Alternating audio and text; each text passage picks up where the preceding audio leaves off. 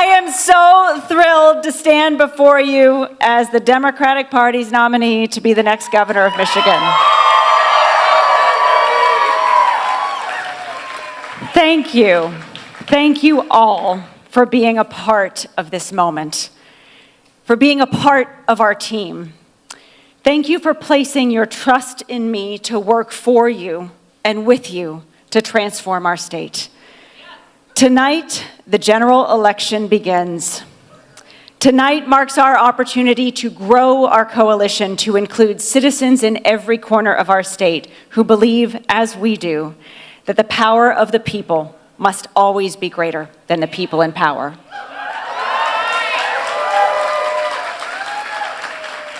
My life's work is about making that promise, that hope, a reality.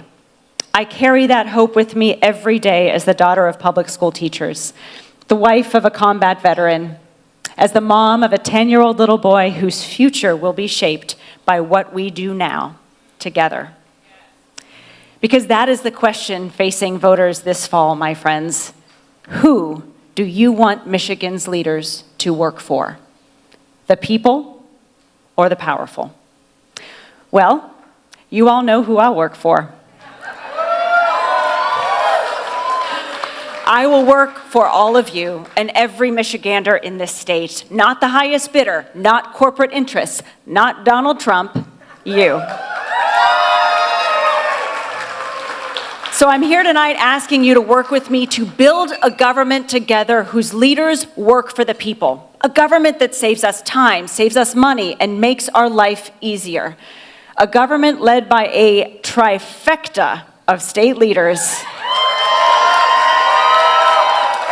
who are committed to working together to make Michigan a place where anyone can afford to live and thrive, where childcare is affordable for all, where homes are easily built so that teachers and nurses and farmers can afford to live in the communities where they work, where every Michigander has access to quality health care and water that is safe to drink and air that is clean to breathe and a public education system that prepares our children for the jobs of the future.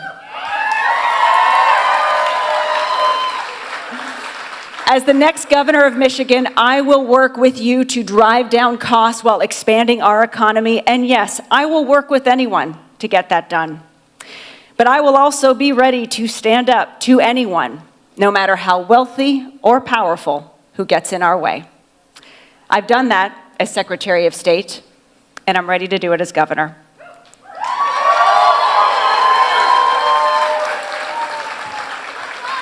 I love this state, and I know when I talk to the single mom in Muskegon who has to decide, Mayor Muhammad, who has to decide whether to eat or pay rent, or when I sit down with seniors in Warren who are anxious about paying for medicine on a fixed income, I know we must do right by them.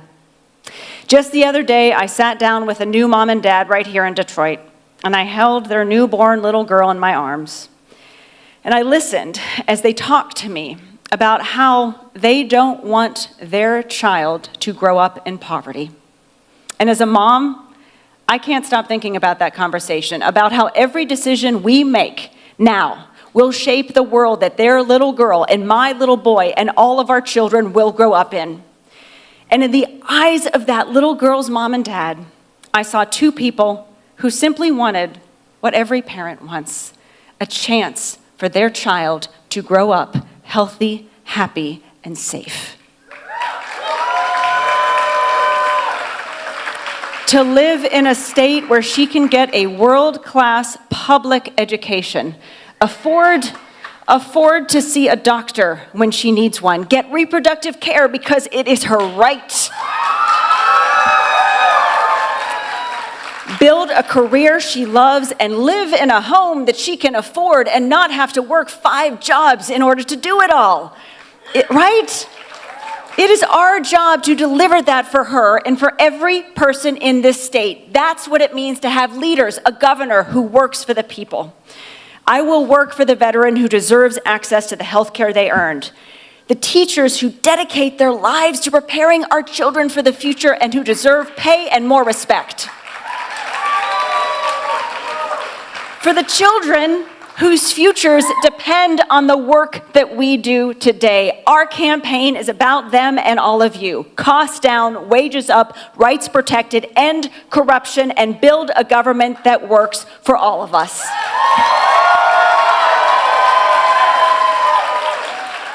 And again, you all know I'll work with anyone and everyone to get that done, but I'm also unafraid to stand up to anyone who gets in our way. And this moment demands leaders who will stand up with courage, unafraid to bullies. And boy, boy, do I know how to do that. Like when Donald Trump tried to pressure me into turning over your private voting information, I said no, and I'll see you in court.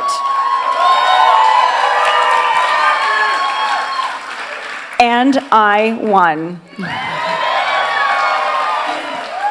I want you to know that even if it means sheltering in my home, protecting my son, while people with guns protest on my front lawn, I am not afraid to stand up to anyone who would try to take away your rights and freedoms.